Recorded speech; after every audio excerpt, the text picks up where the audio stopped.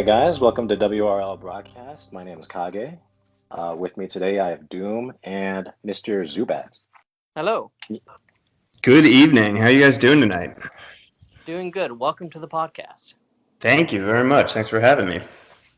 Yeah, it's been a minute since all of us got together. I think you've been a guest once, Zubaz, or I twice. did back when Aqualad was the tune of the month. That was my last time, I think, on the WROL broadcast.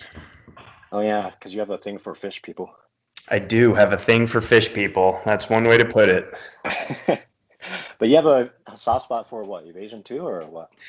Well, I mean, I do. I love Dove. That's Dead Man's girlfriend for a lot of the last decade, and I'm obviously a huge Dead Man fan. So being able to kind of reunite those two has been nice. I enjoy Minka Kelly as well. So yeah. Nice. I have no personal connection to these characters. What about you, Doom? How you liking Dove? Um, I mean, I've let me preface this by saying from the moment I saw this kit, like way back before everyone else knew about it, I was like, oh, this is gonna get dirty. I can already tell. And I was right. Yeah, So after they patched up her evasion, a lot of people are chirping more about it. I was thrilled that they came out with the patch that quick. February had me a little bit worried that, we did go through that whole siege with kind of a broken Harley, broken Bleeze, and, the fact that Enchantress too. yeah, Enchantress, I mean, they patched Blue Beetle, Hawk, Dove within the first week. That's a great sign of things to come, I hope. Yeah, yeah, definitely. I don't know. I have a feeling Beetle's not ever going to see play after this week. But that's kind of besides the discussion. Let's get back to Dove real quick. So she kind of plays like Cassie, but not really. She kind of reminds me of Cassie with her evasion and retaliation, and I think she's one of the few characters that can stalemate. Who is it? What's his name? Azrael. So her kit goes damage to enemy, 3 hit chance down to a target, and then she gains 3 evasion up. Her second ability, Amazing Willingness, goes apply 5 evasion up and 25 shield to all allies, and apply an additional 15% shield if Hawk is on the team. Legendary on that is apply 2 strength ups and 2 additional strength ups if Hawk is on the team. So obviously you're going to want Hawk if you want to beef up that too, but otherwise it doesn't seem crucial to the kit to have him. Her 3 is damage to all enemies and apply 3 hit chance down to all enemies and purge 3 debuffs on Dove.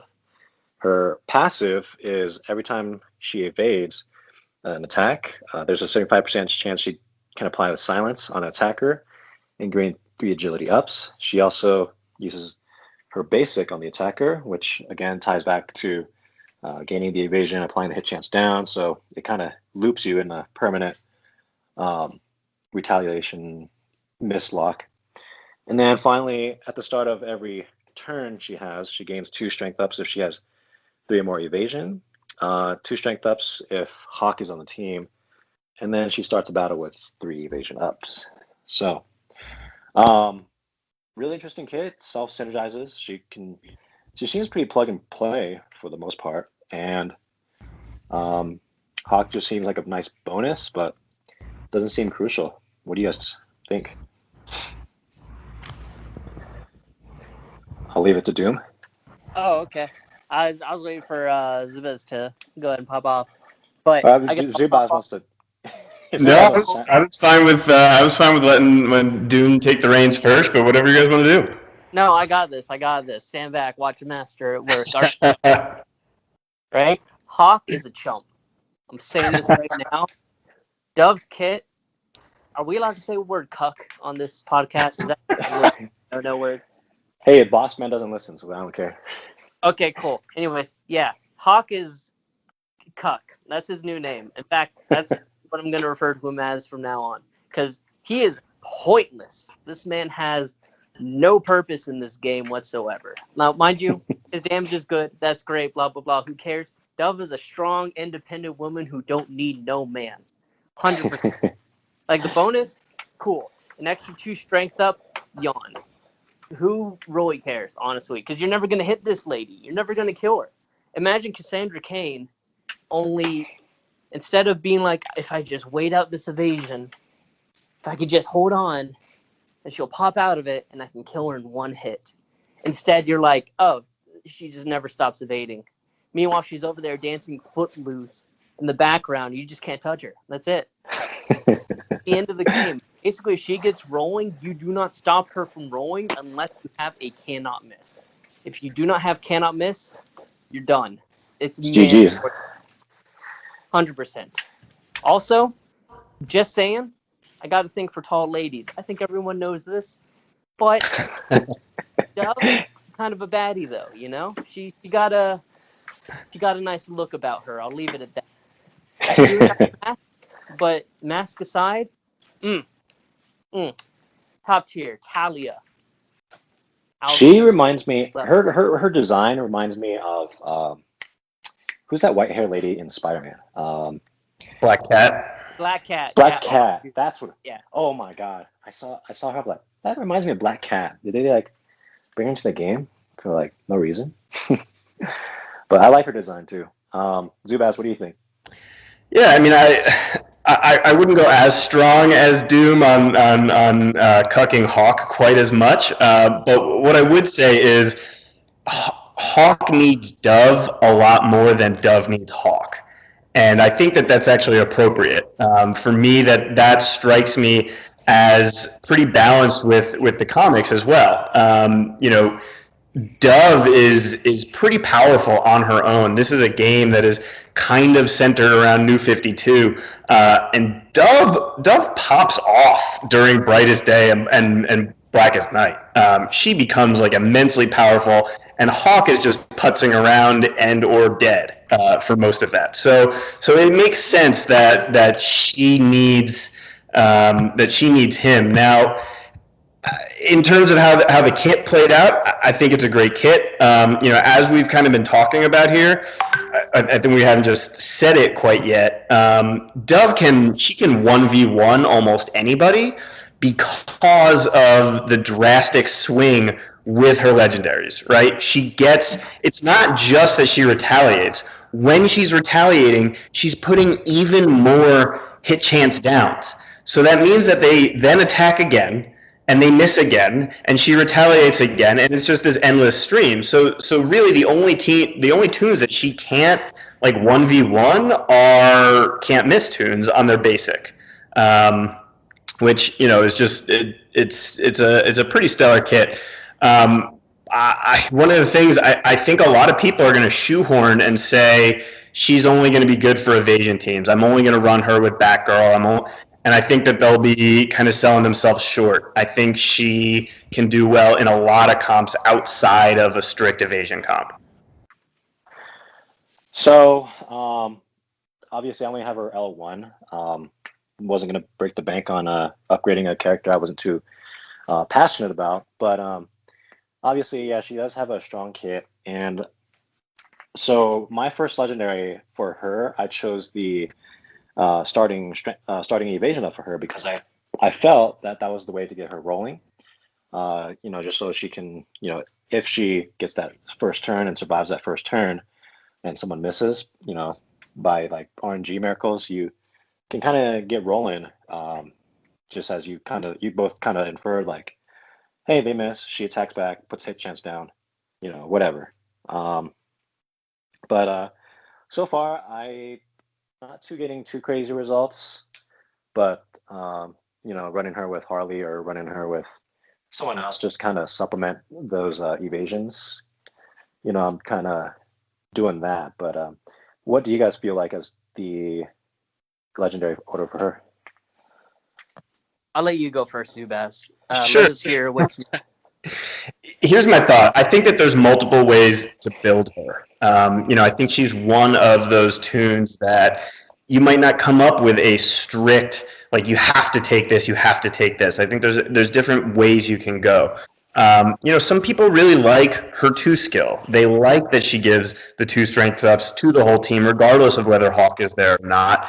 For me, I'm not too swayed by that. Right now I have her L4. I'll have her L5 by the end of the week, such that it won't matter. But at L4, that's the one that I left off, because at least in the comps that I'm running, I don't necessarily have her doing the damage, and I don't know that the 2 strength ups is that much of a modifier to begin with. So personally, that's the one that I would leave for last. I think there's going to be a lot of debate about, do you take the evasion ups first? Do you take the retaliation first? Personally, I don't know. I think it's a really, really tough call. I kind of think that her sweet spot is at least L3, possibly L4, before you really start seeing the results from her kit. Okay, but if you had to pick one, gun to your head, which one would you take first? Gun to my head, first choice, I would take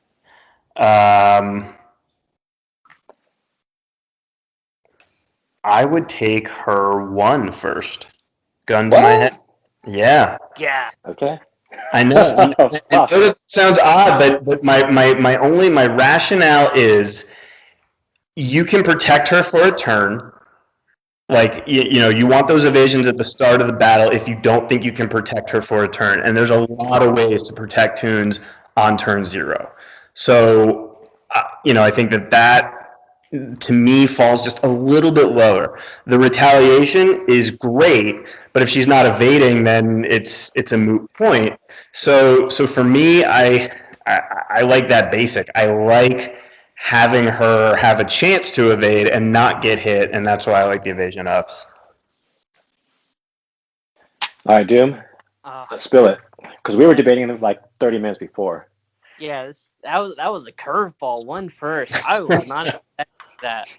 I personally say go 4 first, but that's me. And Kage wanted to go 5 first, and I was like, well, we'll bring Zubaz in. He'll break the tie. He has to choose one of them.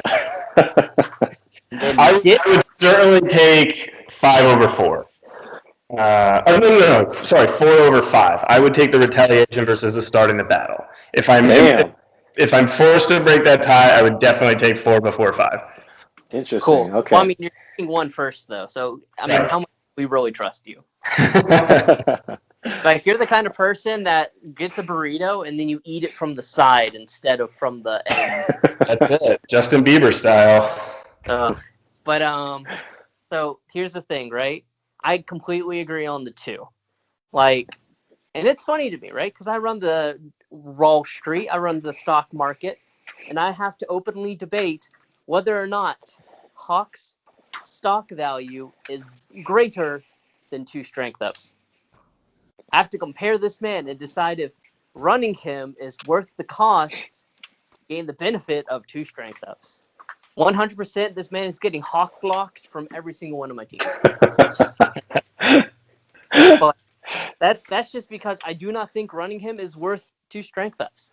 If we're being completely honest, I would rather have a lot of other characters than have 2 additional strength. And that is the truth. Also, yeah. I definitely agree. People are like, oh, evasion teams, oh, Black Canary, blah, blah, blah. I'm like, no, this woman's a one-man wrecking crew. You can just put her in anywhere, and then she'll just evade around everything until your enemy dies, right? And 100%, the clutch factor is the realest clutch factor in the game. Basically, if you're not fighting Superboy or Steppenwolf as your final opponent, she's going to dunk on Azrael, she's going to dunk on Huntress, she's going to dunk on Cassandra. Like, there's no stopping this woman. You can't even debuff her with Doom around it that way because she could just remove those debuffs. You know? Plus, you also have the fact that she works so well with characters like Impulse, who's a very good character. Works well with characters like Batman Beyond, who's a very good character. Well, debatably, you know? He's a power crept. It's interesting. I think that her kit, as we keep just slamming Hawk, I've said this before where I think Hawk actually hurts her to a certain degree, because if he's dishing out all these stuns passively and actively and that kind of thing, that means that those tunes are no longer attacking her, and the bread and butter of her kit is people attacking her and missing. So it's like it almost cripples her a little bit to bring him along. That's why I said the cost of running Hawk versus the gain of 2 strength ups, and Hawk is just not worth it. Right. And that's so sad. But man, like this character, right? Like we're talking legendary orders, of course. You're gonna want to get the 4-5-1 engine because that's just where most. You're right. L3, definitely the place you want to be. L4 is great, extra gravy, but honestly, L3 is all you really need to get viable, which everyone will have from the events. Right. But man, this character, right? And like we're not even considering the obvious synergies, right? Dark side. Boom, you give him buffs, all of a sudden you're getting even more evasion, even more hit chance. Pair with Lex, boom, you're putting out buffs constantly, you're constantly getting that healing, you know? Like, even beyond evasion, even beyond hit chance downs, she's a very strong buff granting character, you know? As far as shielding goes, Miss Market, she's a Titan, you get that benefit. Beast Boy, she's a Titan, you get that benefit, you know what I mean? Yeah, I think the other thing too is that Wonder Girl, no matter how many buffs you put on your team, she's not doing any. Or Wonder Girl's not doing anything to her. So, Wonder Girl can get slapped out of oblivion with her kick. Exactly, and that's the other thing too, right? We're talking about Wonder Girl, Black Flash, right? His entire thing is, oh well, if I land this hit, I drain the meter. But it's like, well, if you don't land the hit, you're not draining the meter. So you're able to remove his 3 from the equation at some point. All of a sudden, he's only able to... And the thing is, draining Dove's meter is a bad move, because then she doesn't drop her evasion stacks.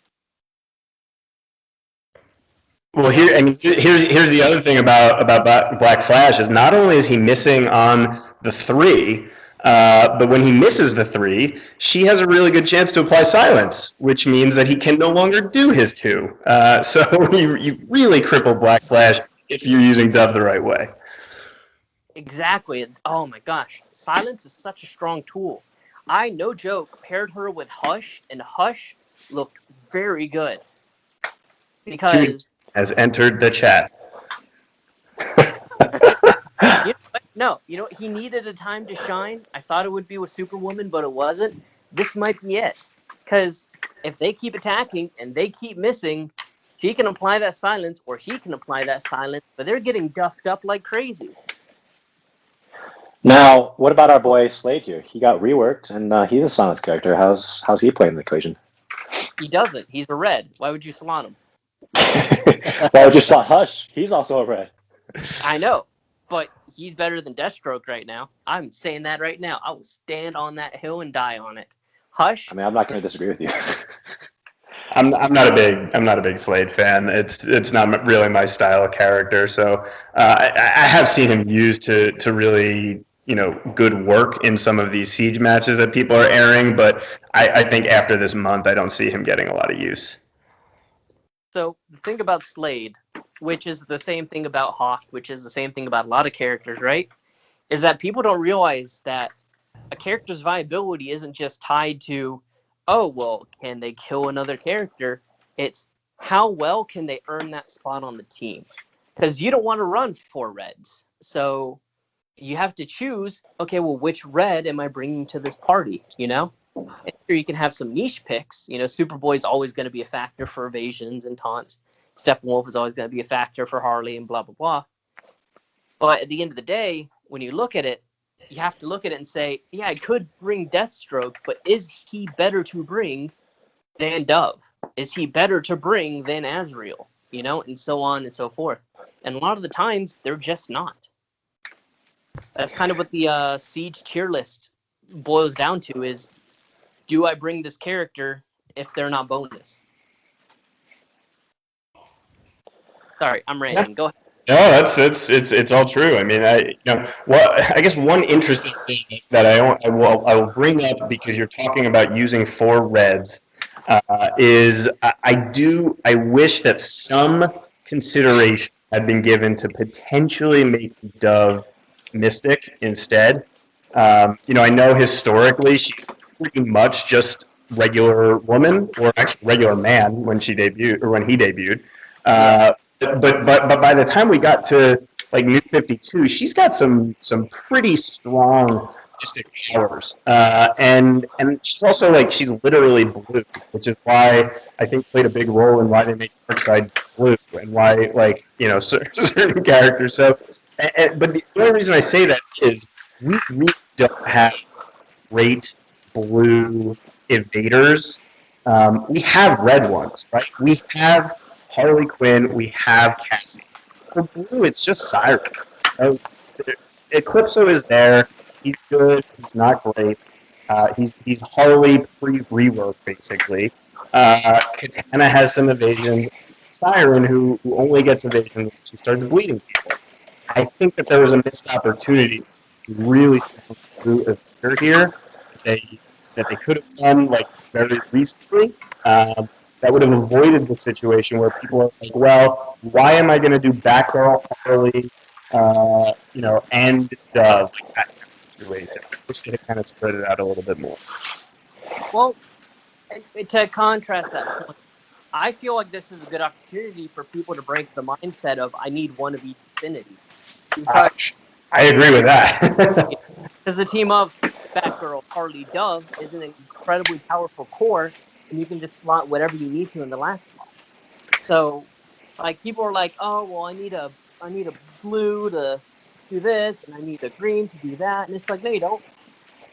Like, Dove will just beat the crap out of any green that's in front of you that's not named Doomsday. Yeah. You're talking to somebody that uses an all-blue team 90% of the time. So you don't have to send me on, like, free or single affinity squads. That's something that I've preached for a long time. If the synergy is there, it's going to beat anything regardless of the color of the tune. But yeah, I mean, I guess what I would urge people is to think of her more like and less like a Batgirl situation. People they have not pigeonholed Cassie Kane into division cops. Hey, I'd hate to break your rant, but your internet is kind of I don't know. I feel like Katrina blasted your broadband infrastructure, so like. Is it me? Yeah, you're cutting in and out. Oh, my bad. So you were saying think of her more as like something rather than Batgirl. It's like a Cassie Kane type. Let me get closer, I guess, to like the router over here.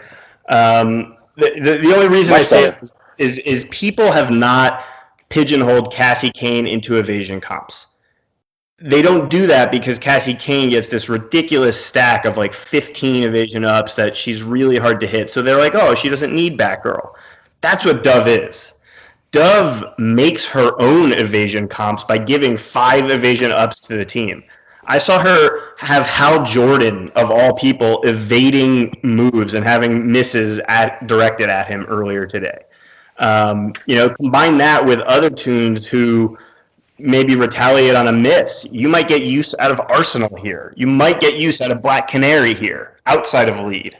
And that's the kind of thing that I think people will be best served by, is by actually using her like that and not just thinking Batgirl, Harley, Dove, run from there. Yeah, I agree. And also, keeping in mind, I'm going to jump in here really quick on this one. Like, not just Hal, right? As I said before, Lex is already a good character just because of the buffs, but an evading survival suit Lex Luthor is absolute nightmare. Like, even I don't want to fight that. And I never lose my fights. Because you have impulse. Exactly. I'm like, no, I'm skipping this one. I don't need the board. It's fine. I'll just evade this comp. Hey, Impulse and Dove are beautiful together. That's what I've been running all day. So. Sorry, I didn't mean to cut you off, Kage. What were you going to say? No, that's it. I didn't have much else to say. So, can we talk about the fact that Dove is potentially an S tier, in my opinion? Can we just break that down really quick? Like, this character is obnoxious, and I think the only reason that people are sleeping on her is because she's only had one event. Like, once people get her to L3, I think we're going to see more of her than we're going to see of Arcus. That's a good 100%. prediction. 100%. That's a good prediction. I don't know. A lot of people just, even with how effective evasion is, a lot of people just don't like running evasion. Like, Hate Mail, even though he loves these birds, he's just having like, yeah, I don't know. Their kits are good. I don't know. The evasion puts me to sleep. I love stuns. So, I don't know. Just depends on your RNG, I guess. I mean, I guess. I mean, for Hate Mail, I understand it. That man could have like an 800 stacked evasion siren and then still get hit by Cyborg's unboosted charge cannon without the hit chance up. Like, the most absurdly bad luck. Like, the only person with worse luck than him is probably Chosen. Chosen's the only person that I've actively witnessed the game straight up being like, no, you're just going to lose this match now. But Hate Mail, I would not trust his opinion on evasion. Like, that guy, he's got a curse. Yeah. Yeah, I don't know. I try not to get too bogged down into tiers, that kind of thing. I think if you slot her in, your team is going to be improved, and I know that's the criteria that y'all use is kind of, can you kind of plug her in, play her anywhere, and she will improve what you got. And if that's the case, she meets that, at least in my early experience with her at L4. I mean, they did kick Hippolyta out of S tier. I'm not salty or anything. I'm just saying there's literally not a better plug-and-play, improve your team character than a character that can do everything and improves your team and literally can be plugged anywhere. But, I mean, you know, what? I'm not mad. She is taking some knocks during Siege. There's a lot of people that are realizing that she's a little squishier than they remembered, unfortunately. But yeah, I mean, again, I don't put too much stock into the difference between A tier and S tier. Versatility is not a shoe-in. I mean, they put Medfill in B tier for like a bajillion years. I cannot trust him. Hey, now he's A tier now. He's in his rightful spot. About time. Whatever. It's fine. I'm not mad. I'm not. Yeah. It's fine. It's fine. It's fine. I tell people just to take it with a grain of salt. They demoted Artemis for a month, and they're like, well, holy shit, I don't know. She was a bonus tune, and she wrecked some people, so I don't know. We'll bring her back to S tier. It's like, okay. I don't know. It just makes me so sad, right? Because it's like, Dove, they made her into a nice, complete, cohesive, singular character, right? And then you look at Hawk, and you're just like, what happened? We tried so hard. We tried so hard.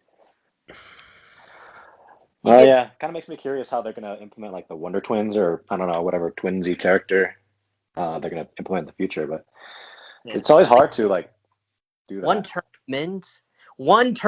of Mins. Mins aren't even good. And you only get to one turn of them?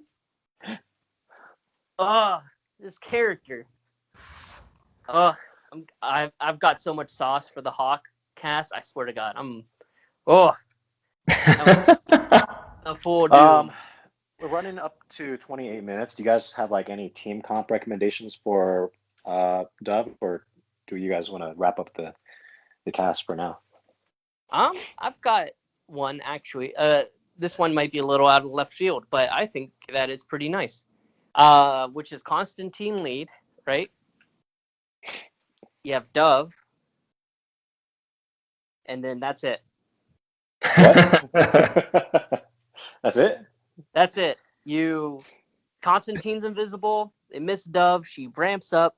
You put the taunt on her, and then you win. That's the end of the game. You don't even want to add like Poison Ivy or Black Flash that can also, or a Black Mask that can also put the taunt on her?